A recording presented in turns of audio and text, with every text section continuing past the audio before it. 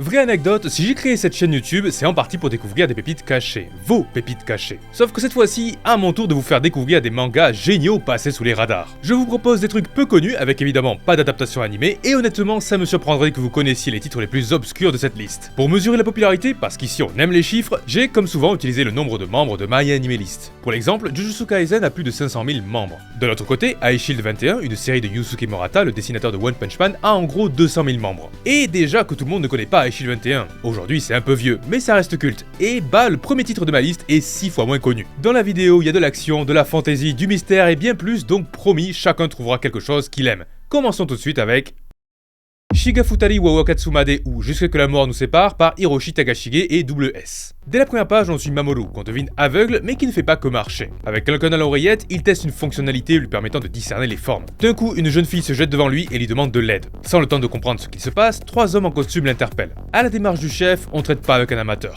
ni un pro. 90% de chances que ce soit un yakuza. L'homme fait appel à un gros dur qui ne fait pas le poids. Les autres commencent à prendre leur arme, mais trop tard. Notre héros sort une épée de sa canne et d'un seul coup tranche les pistolets. Passons rapidement. Mamoru accepte de protéger la jeune fille sans savoir encore pourquoi on la cherche. À l'aide de son acolyte Ryotaro, ils font partie d'une organisation pour combattre le crime. Dit comme ça semble cliché, mais on y croit plus lorsque notre épéiste raide une cage de yakuza avant de trancher le boss. Un peu plus loin, notre trio font la rencontre de l'équipe The Wall, de la même organisation qu'eux. Ils cherchent des terroristes prêts à faire exploser tout un bâtiment en plein centre-ville. Apparemment, les criminels mettent la pression à un groupe pour obtenir une certaine puce électronique. D'un côté, Mamoru vole la valise contenant la puce, et de l'autre, l'équipe prend en filature les principaux suspects. Malheureusement, cette dernière opération tourne au vinaigre et un membre finit à l'hôpital. Et l'ennemi ne compte pas rester sans rien faire. Un groupe est envoyé en embuscade pour récupérer le bien et un autre pour terminer le job à l'hôpital. Notre protagoniste s'en sort bien avec le soutien de ses nouveaux alliés, et sur le parking, pareil, des forces ont été déployées et les suspects sont maîtrisés. Malheureusement, l'ennemi n'a pas dit son dernier mot et fait exploser tous les prisonniers, blessant au passage beaucoup d'hommes de notre côté. On propose alors un dilemme à nos héros, soit on leur livre la puce et la jeune fille, soit plusieurs bâtiments seront dynamités dans le centre-ville.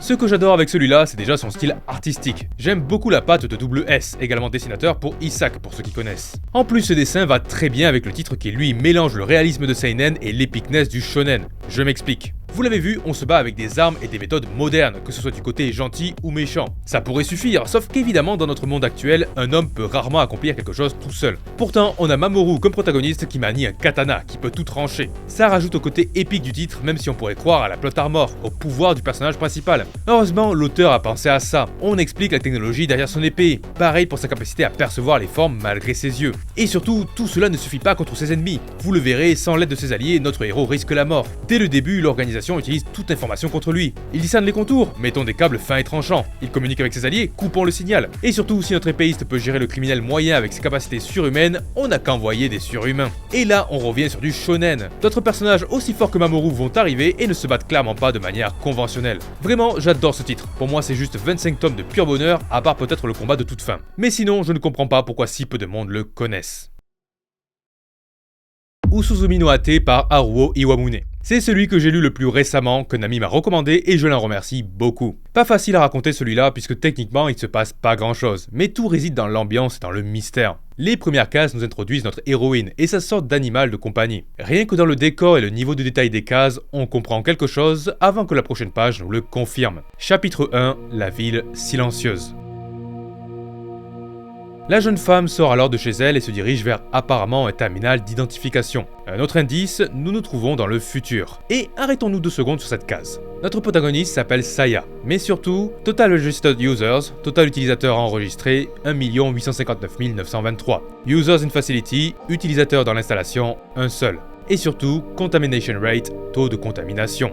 La gigantesque porte se débloque et l'on entre dans un complexe tout aussi grand. Saya rentre dans un entrepôt et dit « Bientôt, j'aurai essayé toute l'armoire ». Donc, elle est là depuis longtemps, mais probablement pas depuis le tout début.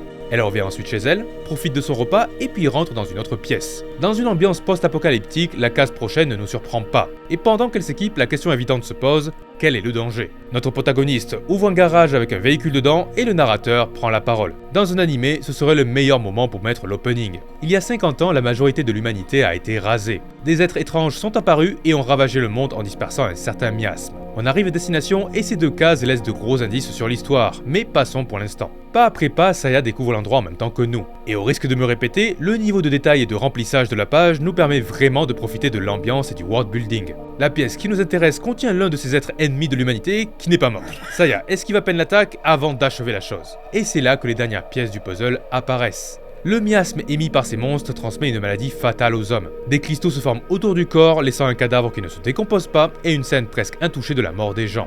En plus de son taux de victimes, la maladie se transmet très facilement et laisse donc des zones entières inhabitables. Si Saya ne semble pas en avoir peur, on comprend que c'est très probablement parce qu'elle n'est pas comme les humains que nous connaissons. Elle nous raconte alors sa mission, décontaminer les zones et trouver les moindres survivants. Il lui reste encore 99,998% de son objectif, pas de gens trouvés, le nettoyage continuera demain.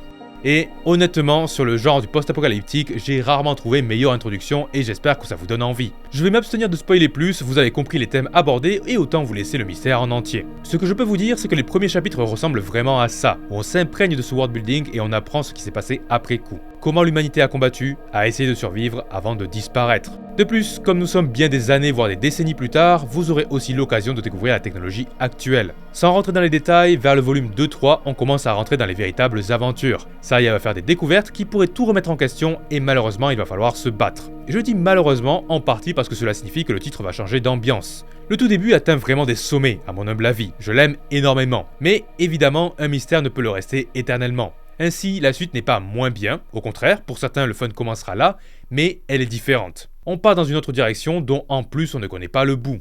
J'aime beaucoup, et j'espère à un moment que l'auteur me fera ressentir les mêmes émotions que dans les premiers chapitres. Ogami Tsumiki Tokini Shinjio par Mirishita Miyu. L'un des mangas que j'ai lu pour la préparation de ma vidéo des 100 romances. Alors si je le retiens lui plutôt qu'un autre, est-ce que c'est parce que je le considère meilleur ?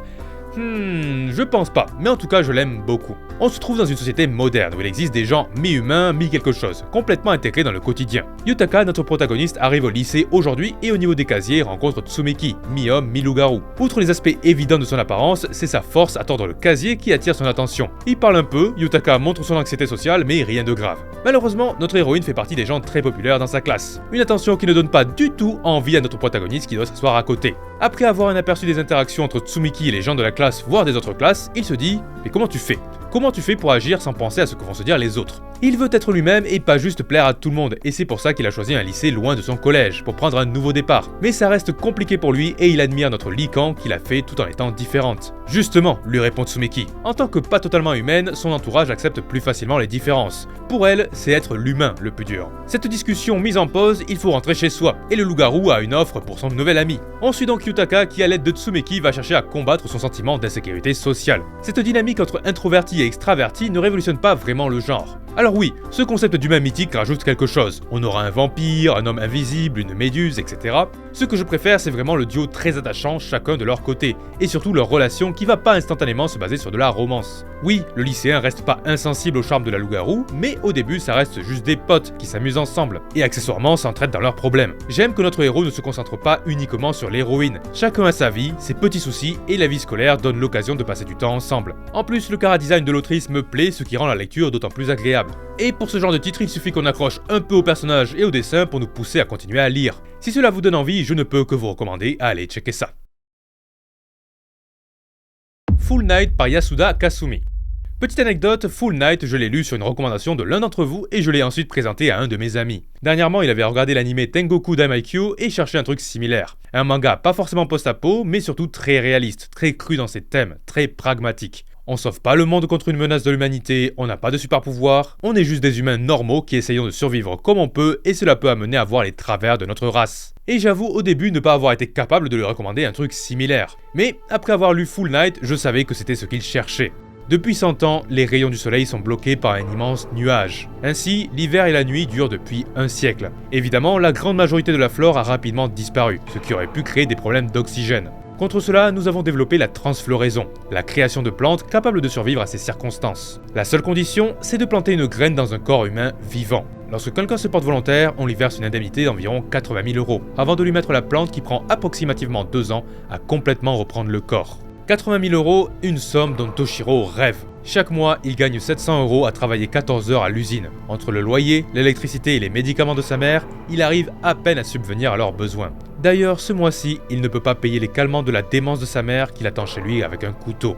c'est fini, il ne peut plus le supporter. Il décide donc de se faire transflorer pour au moins qu'il puisse vivre un peu sans devoir faire attention à l'argent. En théorie, seuls les gens à la mort imminente peuvent présenter un dossier. C'est pourquoi pour les analyses médicales, Toshiro a bu les eaux usées industrielles. Des analyses médicales effectuées par Yomiko, une amie d'enfance. 5 jours plus tard, Yomiko, qui a demandé qu'on lui retire le dossier, a entendu dire que Toshiro avait bien été transfloré. Et le soir même, elle le retrouve tabassé dans une ruelle, le fric volé. C'est alors qu'il dit « La plante raconte qu'elle sent une forte colère ».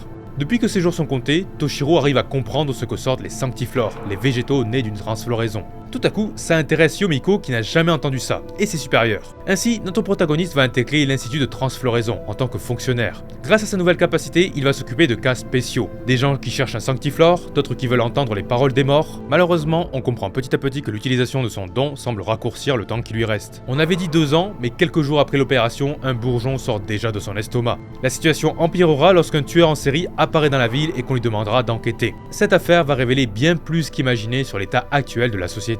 Comme je disais au début, le titre aborde des thèmes durs, la racine étant le système de transfloraison. Des questions éthiques, des questions scientifiques et des questions économiques, car avec l'oxygène aussi rare, les gens doivent payer une taxe pour respirer. C'est difficile de vous transmettre l'ambiance, mais si je peux me permettre un mini spoil, un exemple pourra aider. Lors de la traque de notre tueur à gages, Yomiko est blessée. Multiples organes touchés, 2 côtes fracturées, poumons écrasés. Elle va s'en sortir, mais pour éviter la nécrose des cellules, on va devoir peut-être retirer 90% de son estomac. C'est alors que plus tard, on aperçoit Toshiro et Yomiko au restaurant. Commandé uniquement pour un, car elle ne peut plus manger normalement. Apercevoir notre héroïne fébrile avec un tuyau constamment à la bouche, et la voir vomir à cause de ses problèmes d'estomac, s'excuser de ce spectacle dégoûtant qui lui arrive souvent. Et d'un coup, on respire, ce n'était qu'un rêve. Notre héroïne s'en sort, mais d'autres n'ont pas cette chance, et il vous faudra être prêt à le supporter si jamais vous vous lancez.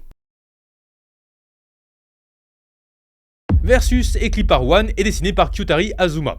Vous devriez le savoir maintenant, One c'est le pseudo du scénariste de One Punch Man qui a commencé l'œuvre sur internet. Comme tout le monde, j'adore ce titre, mais c'est vraiment après avoir vu Mob Psycho 100 que j'ai compris que le gars savait ce qu'il faisait. Et avec Versus, il m'a épaté encore plus. Une œuvre que je peux clairement affirmer attendre plus impatiemment que One Punch Man. Tout commence dans un monde classique de fantasy. Un roi fait un discours sur le sort de l'humanité qui est menacée par les démons. Des êtres surpuissants et réunis autour des classicaux rois démons avec au-dessus le seigneur démon. Ainsi, les plus puissants héros sont envoyés en équipe à chaque château afin d'éliminer leurs ennemis et sauver l'humanité. Malheureusement, 6 mois plus tard, on se rend compte que la mission a lamentablement échoué. Comme presque toutes les autres expéditions, notre héros Hollow se fait complètement oblitérer par son adversaire. Dans le désespoir, il retrouve Zeivi, un mage qui l'informe que le plan secret consistait à créer un portail d'invocation pour téléporter des gens d'un autre monde pour les sauver. Des démons les surprennent, le mage lance le sort et d'un coup des soldats en armure futuriste apparaissent. En un instant, leurs armes finissent le groupe d'ennemis, sauf que nos nouveaux alliés n'ont pas l'air ravis. En téléportant les humains du futur, on a aussi amené une menace qui vient de leur monde, les robots. Des petites sortes de chiens en métal apparaissent et résistent bien plus aux armes à feu.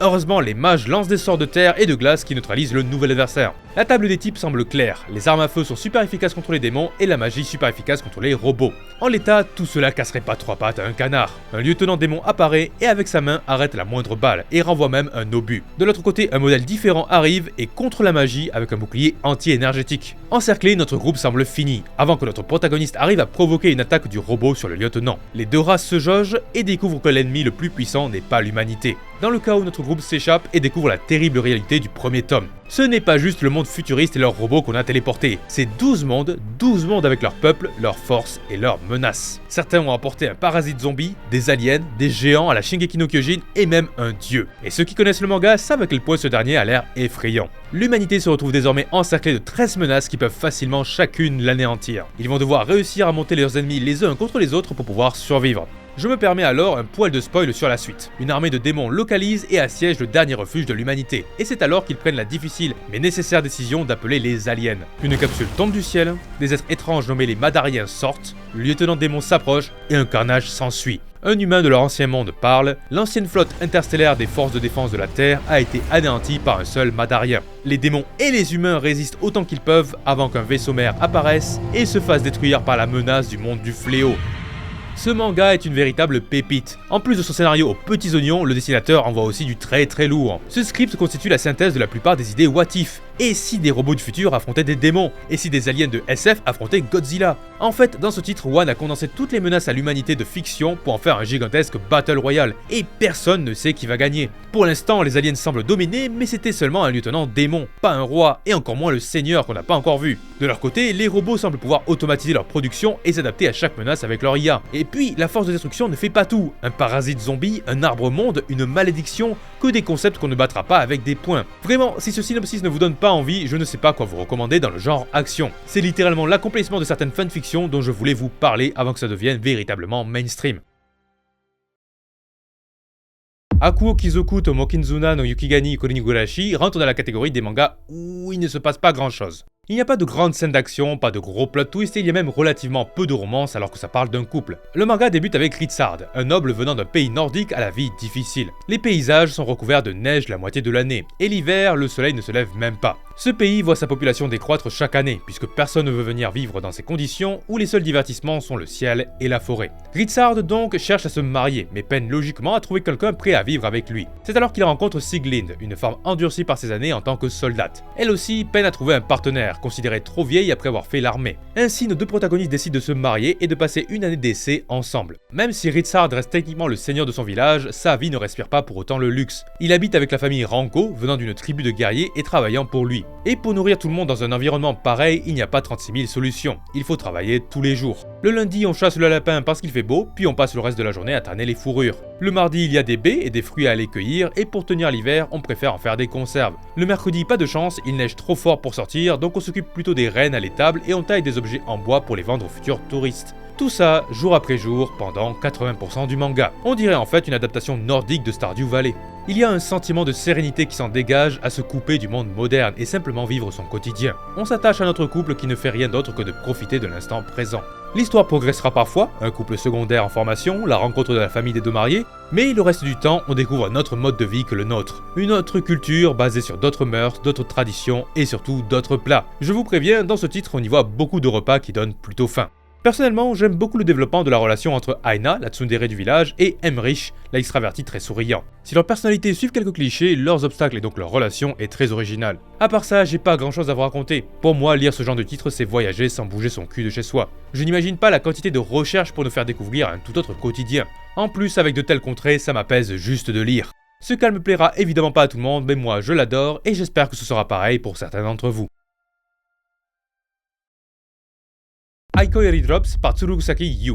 On revient à la catégorie School Life et la comédie avec celui-là. On suit Yoichi, lycéen protagoniste classique qui aménage près de l'école et va faire la rencontre de la petite Shizuku. Tous les deux vont intégrer le lycée, mais elle a été un poil trop confinée par sa famille et ne connaît pas grand chose au monde. Peu après qu'elle se soit simplement habituée à le regarder dans les yeux, Yoichi lui montre les alentours et notamment un distributeur de boissons. Le lendemain, les deux se dirigent pour la rentrée et rencontrent Katsuragi qui tombe directement sous le charme de notre petite lycéenne. Cela lui donne envie de la taquiner en l'amenant dans un Starbucks, cauchemar récurrent pour les introvertis dans les mangas. Cette épreuve passée, Shizuku rencontre ensuite Jun au sport, qui commence également à s'amuser à l'embêter gentiment. Pendant que le trio des filles s'amuse, Ainoki, un ami à Yoichi, se venge en apprenant la nouvelle. Voici ainsi le cast que l'on va suivre tout au long de l'histoire. Même si les personnages peuvent apparaître un peu clichés, cela rend chacun de leurs échanges absurdes et hilarants. Shizuku remplit très bien son rôle de personne trop honnête et pure pour son bien, et chacun des autres devient adorable avec elle. Que ce soit des blagues prises au premier degré, la peur de notre héroïne à la moindre situation inconnue, ou simplement nos amis prêts à tomber amoureux d'elle, le groupe forme une synergie addictive. Ainoki sert souvent de victime à la blague, et Katsuragi aime bien s'amuser de la relation entre Yoichi et notre héroïne. Comme souvent, ce genre d'œuvre se base presque uniquement sur les personnages et les situations absurdes qui ressortent de leurs interactions.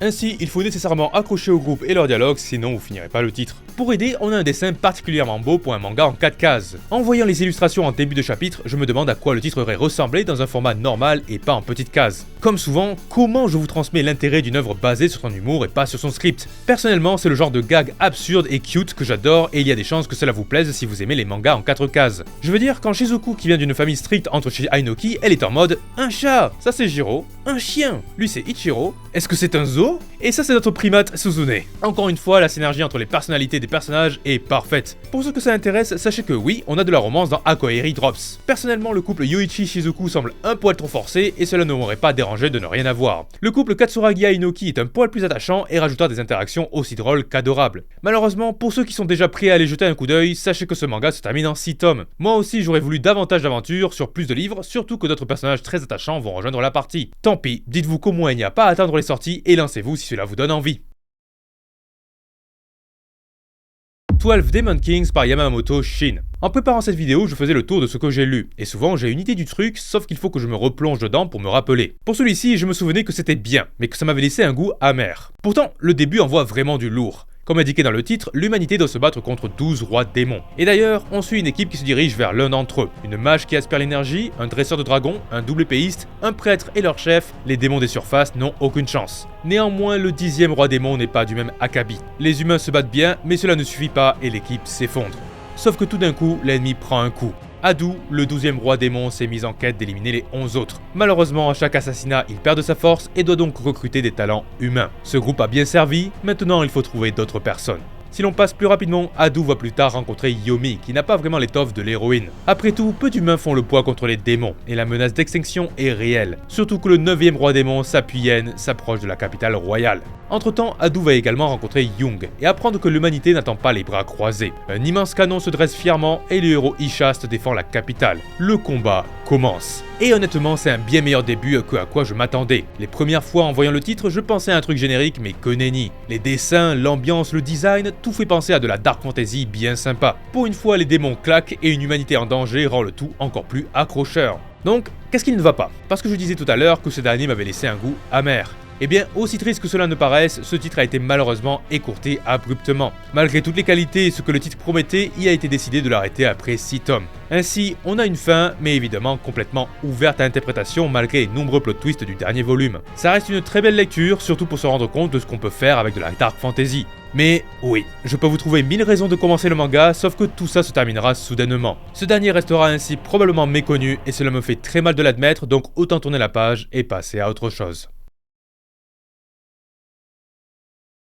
Ore no Koka no Bishoujo Datanoka par Unichiri. J'espère que vous parlez anglais parce que je ne traduirai pas son autre titre, My Dick is a Cute Girl. On suit Kosuga, classique lycéen ennuyé aux cheveux noirs, jusqu'à qu'un jour où il se réveille avec une jeune fille dans sa chambre. La situation ne le choque pas tant que ça, jusqu'à qu'il aille aux toilettes et se rende compte de quelque chose. Et il lui manque quelque chose. Après quelques explications qu'on va pas aborder ici, Kosuga accepte sa nouvelle situation avec Chinko-chan. Ainsi, notre héroïne découvre un peu notre monde. Et oui, jusqu'à maintenant, elle était, disons, un poil coincée dans un espace plutôt restreint. Malheureusement, malgré son envie, Kosuga lui interdit formellement de sortir. Le moindre pas dehors signifierait un aller simple en prison pour exhibitionnisme. Pourtant, les fleurs, la brise, tout ça serait de nouvelles sensations pour Chinko-chan. Ainsi, peut-être avec un déguisement, cela passerait. Des lunettes de soleil, un chapeau, une écharpe, une ceinture, et voilà! Malheureusement, toute cette initiative est interrompue par la présidente du comité de discipline. Elle aperçoit Kanzaki et son héroïne. Mais d'une manière ou d'une autre, ça passe. Elle n'y voit qu'une petite fille et donc notre héros peut finalement sortir sa dick à l'air. Pendant la balade, on aperçoit un stand de dango, c'est-à-dire des boulettes de pâte de riz servies sur un bâton. Bon, une brochette servie aussi près de ses parties ne le rassure pas, mais il apprend qu'il est peut-être le premier homme à pouvoir manger des dangos autrement que par sa bouche. Vraiment, ce manga est complètement absurde et honnêtement, il apporte pas réellement autre chose que son concept. Mais de mon côté, certains gags me font juste mourir de rire, et ça n'arrive pas si souvent que ça. Comme le moment où Kosuga a peur de fâcher Chinko-chan et de se prendre une dick slap. Ou quand les deux vont à l'école et que notre héroïne obtient une mauvaise note, Kosuga se dit alors « C'est ma faute, j'aurais dû apprendre à écrire avec ma dick ». C'est de l'humour absurde que tout le monde n'aimera pas, mais moi j'adore. N'importe quel cliché de School Life va être interprété de manière hilarante. Après, il n'y a pas tant de volumes existants, donc je peux pas beaucoup vous raconter. Et comme je vous disais, le concept change pas. Si ça vous dit trop rien, je vous en voudrais pas, mais sinon, n'hésitez pas à jeter un œil. C'est pas la lecture du siècle, mais ça vous fera passer un bon moment. Welcome Ghost Mansion par Nebukuro. On change un poil de registre avec celui-là puisqu'on a là une comédie un poil particulière. On suit Kaori qui, comme beaucoup d'entre nous, rêve d'une seule chose, pouvoir vivre de revenus passifs. Elle en a marre de travailler et veut maintenant compter uniquement sur les loyers d'un bloc appartement qu'elle vient d'acheter. Par chance, elle a fait une affaire en or pour pouvoir se mettre en poche cet investissement. Par contre, dans ce plan parfait, il y a un tout petit souci, le mec de l'agence de location l'appelle pendant une visite et lui apprend la nouvelle, ses appartements sont hantés. Et en parlant de ça, des enfants jouent à 1, 2, 3 soleil pas très loin et un truc semble bizarre. Ils ont commencé à jouer en matinée, mais le soleil s'est depuis longtemps couché. Ils ont l'impression d'avoir perdu la notion du temps. Depuis quand sont-ils là? Et surtout, qui est ce garçon avec qui ils jouent? La règle est simple, si Kamikiri se retourne pendant que tu bouges, il te possède.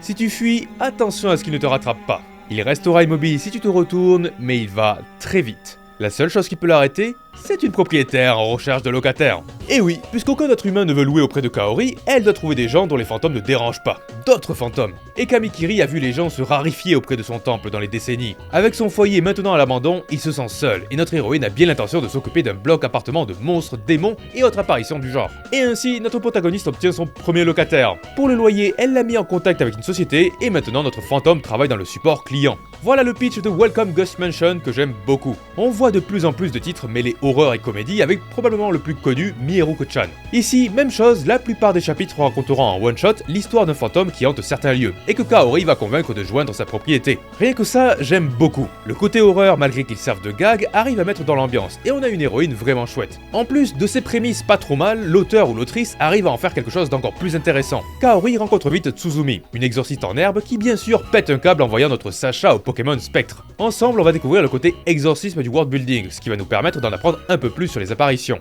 En fait, les niveaux de danger ne se valent pas, et certains apparaissent inoffensifs face à certains autres. En plus, le script va devenir sérieux. On va comprendre que notre héroïne n'est finalement pas invincible et que tout ce bordel cache probablement quelque chose. Heureusement, toutes ces rencontres préalables ne servaient pas que de blagues. Tous les fantômes recrutés vont devenir des locataires et passer de l'autre côté de la force. L'exemple le plus parlant arrive au chapitre 3, où l'on fait la connaissance d'une peinture maudite qui tue ceux qui la regardent, etc. etc.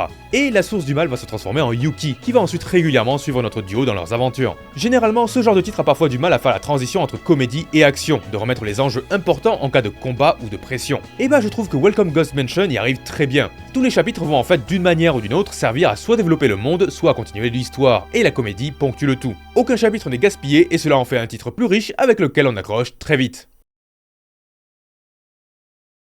Moqué par Kumakura Takatoshi. C'est l'histoire de Shizuru et de Mizuki, deux sœurs qui habitent chez leurs grands-parents. Shizuru, depuis toute petite, a la capacité de voir les fantômes, spectres et toute autre apparition. Si son grand-père lui a appris à ne jamais en parler, ce n'est pas facile pour une collégienne de ne pas se mêler des problèmes des autres. De plus, on apprend au chapitre 4 que Mizuki, la cadette, attire les esprits. Lors d'une sortie, après avoir perçu un chien noir, elle finit possédée. Une fillette au primaire peut facilement croire les mots charmants des êtres éthérés. Heureusement, tous ne sont pas dangereux. Au chapitre d'après, son charme protecteur se déchire et un nuage de rire et d'éclat la suit. En classe ou chez elle, ce quelque chose semble constamment rigoler d'elle. Apparemment, cette chose noie son chagrin en riant. Si elle se moque des autres, c'est qu'elle ne veut pas être la cible de moquerie. Une sorte d'incarnation de soucis et d'anxiété qui se protège comme elle peut. Finalement, d'après les légendes, la solution n'a rien de compliqué. En Chine ancienne, on préconisait du saké, mais tout ce qui créait un état d'euphorie suffisait à s'en débarrasser. J'adore ce genre de titre qui soit réinterprète des mythes, soit incarne la complexité de l'homme. Comme dans Mushishi, ces êtres différents proviennent parfois simplement de nos pensées, de nos craintes. Malheureusement, certains autres existent déjà, et n'apparaissent que selon leurs caprices. Si Mizuki attire les esprits et Shizuru les voit, cela a causé des disputes dans la famille. Le grand-père, le seul compétent en la matière, se heurte à leur mère qui veut les protéger mais ne partage pas ses croyances. À cet âge, les éduquer différemment des autres peut aussi leur porter préjudice. Je crois sincèrement que ce genre de titre se rapproche le plus d'une poésie en manga. Avec légèreté et métaphore, on aborde non seulement le folklore japonais mais aussi leur philosophie. Le chapitre 18 raconte l'histoire d'un Daimanako, ou Grand Œil. Autrefois, on appelait le 8 décembre le Kotoyoka et le 8 février le Kotoyoka. Et durant ces fêtes, on mettait un panier en osier sur un bâton pour conjurer le mauvais sort des Daimanako. Aujourd'hui, on ignore tout de ces anciennes croyances, ce qui n'est plus très stimulant d'après l'être éthéré. Autrefois, selon les régions, les gens nous injuriaient et confectionnaient des fétiches pour nous chasser. C'était le bon temps. Heureusement, dans ce village restent des gens qui se souviennent d'eux, c'est pourquoi ils reviennent, car sans personne qui les respecte, impossible de venir. Le Daimanako doit alors partir, le dieu pour lequel il travaille vient des montagnes. Il a juste une petite demande pour les sœurs. Habituellement, à notre départ, les gens nous blasphèment et nous huent. Ces êtres ont l'habitude d'être injuriés et il ne faut pas le dire deux fois à Mizuki. Le grand œil disparaît alors, son existence encore retenue par quelques humains. Pas besoin de vous raconter plus puisque chaque chapitre suit à peu près ce schéma. L'histoire se termine bien sûr en 9 volumes mais ne vous attendez pas à de grands rebondissements. Vous l'aurez compris, ce genre de titre ne plaise pas à tout le monde. Pourtant, l'auteur a largement détaillé chaque case et le style synergise très bien avec les thèmes. Au moins, en quelques pages, vous savez si cela est pour vous ou non. J'espère seulement que ma vidéo pourra apporter un peu de visibilité à ce manga. Artiste, un chef d'exception par Samoedo Taro.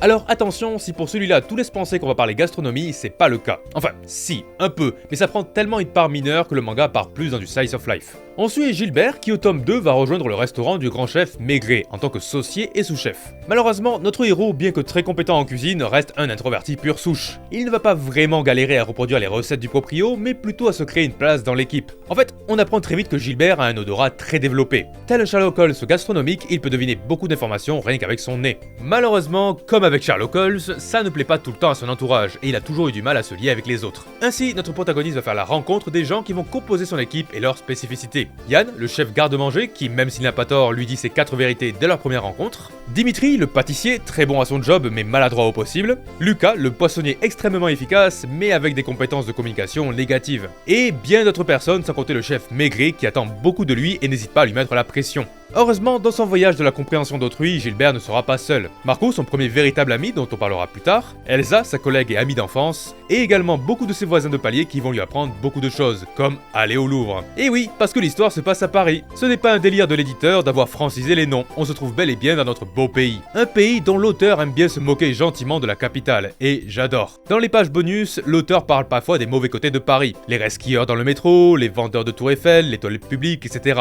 Ma blague préférée, c'est quand on suit un japonais qui arrive dans la ville et durant son trajet se dit « Putain, mais pourquoi il n'y a ni ascenseur ni escalator dans cette gare? C'est vraiment un pays développé ?» Évidemment, le titre ne fait pas que se moquer, il fait juste que démystifier l'image. Mais c'est sympa de le voir lancer des références que seul quelqu'un qui y est habité peut sortir. Genre, à un moment, pour travailler son dressage, un voisin amène Gilbert au Louvre, le premier dimanche du mois. Enfin bref, si l'on revient à nos moutons, on s'aperçoit que l'ambiance en cuisine en pâtit. Un cauchemar pour un introverti. Surtout que son travail de middle management le met dans la ligne de tir de son équipe et de la direction. Heureusement, petit à petit les choses vont s'améliorer sans besoin de remède miracle. Dans ce titre, on n'a pas besoin de se battre ou de sauver une vie pour se réconcilier. Il suffit de sortir de sa zone de confort et de mettre un peu d'effort à essayer de comprendre l'autre. Ainsi, on se rend compte que tout le monde, et il y a du monde dans le manga, est attachant. Finalement, même si Gilbert n'est pas le plus intéressant, alors qu'il est cool pour ce type de héros, et ben une grande partie des aventures se concentreront sur les autres. Dans les derniers volumes, c'est même les aventures d'autres personnes que l'on suivra. Pour finir, le fil rouge de l'œuvre se concentre sur la relation entre Marco et Gilbert. C'est difficile à vous décrire, mais le duo se rend compte petit à petit qu'ils ont trouvé pour la première fois un véritable ami, quelqu'un à qui parler sans se retenir. Et ça fait vraiment chaud au cœur. Honnêtement, j'aime énormément ce titre. Il faut accrocher au concept, à l'ambiance et aux personnages, mais ensuite, puisque tout se passe dans les interactions, ça se relie sans fin. J'espère que vous lui donnerez un essai et on peut conclure avec le dernier de la liste. Fleur du désert de Ikumi Fukuda et Tsukimura Ryoe. 21 juin 2021, Djibouti, nous suivons Yoshihiko et une douzaine d'autres soldats qui ont reçu un appel de secours des forces maritimes. Un hélicoptère s'est écrasé à 70 km de la base et il faut le repérer et secourir les éventuels survivants. Vu l'endroit, plusieurs nations pourraient intervenir, mais il a été décidé que ce serait eux. Le groupe découvre qu'il n'y a aucun survivant et que ça va être très compliqué de récupérer les corps. Pendant qu'ils décident de comment s'y prendre, un soldat crie « Halt! Who is there ?» Qui viendrait à un endroit pareil au beau milieu de la nuit, se demande Yoshihiko. Des lampes torches sont allumées et 3 femmes se révèlent et leurs premières paroles sont « À l'aide !» Je m'appelle Eskila Elimi, du sous-clan Biol Malkadang. Nous sommes poursuivis, aidez-nous je vous en prie. Les Warsden ont soudainement attaqué notre village, ils seront bientôt là. En Somalie, il existe 6 clans principaux qui sont engagés dans une guerre civile. Cette dernière va bien plus loin qu'on ne peut le croire car l'objectif est souvent un nettoyage ethnique. Cette femme est la dernière survivante de la lignée de son clan et... En un instant, 2 hommes tombent à terre. Le lieutenant crie de retourner à la voiture et Yoshihiko prend Eskila par la main. Les 2 femmes qui l'accompagnaient tombent sur les balles. Yoshihiko ouvre les portes du camion et s'enferme dedans. Les tirs redoublent d'intensité mais personne ne sait ce qu'il se passe. Ce sont les Warsden, évidemment, qui visent Eskila, mais au point d'attaquer une troupe d'un pays étranger? Yoshihiko jette un œil dehors et le combat est déjà fini. Un groupe d'hommes force déjà les autres soldats à s'agenouiller et un homme leur fait signe. Il faudrait appeler à l'aide mais les appareils de communication sont dans les autres voitures. Avant même d'avoir le temps de réfléchir, les hommes ouvrent le véhicule et les emportent. Après les avoir désarmés, ils les rassemblent en cercle en leur criant des paroles incompréhensibles. Le lieutenant comprend 2 mots, Biol Malkadang et pétrole. Le lieutenant prend la parole mais il n'y a qu'à voir ce qu'ils ont fait d'un soldat. Puis, il tue le lieutenant. Sasaki, Togawa, Harada, Yoshimatsu, c'était censé être une simple mission. Comment les choses ont-elles pu dégénérer ainsi? Il les force à se lever, à s'aligner, puis rechargent leurs armes. Des tirs de type 89 pleuvent, c'est un allié. Les assaillants tombent et les japonais profitent de la confusion. Ils courent vers le rocher avant de tomber sur un certain Ichinose. Derrière se trouve une crevasse. Ils vont pouvoir fuir mais il faut les couvrir. Notre homme prend la seule arme qu'il reste. Seulement 30 balles et probablement des dizaines d'hommes restants. Yoshihiko n'hésite pas et tire, et les ennemis tombent. Au loin crie un japonais qui n'a pas pu fuir, mais personne ne peut le sauver. 16 balles restantes, puis 9. Il faut s'en aller et s'enfoncer dans les montagnes. Qui aurait pu croire qu'un jour, cette troupe des forces d'autodéfense qui n'a jamais combattu qui que ce soit auparavant se retrouverait contrainte de le faire dans de telles circonstances?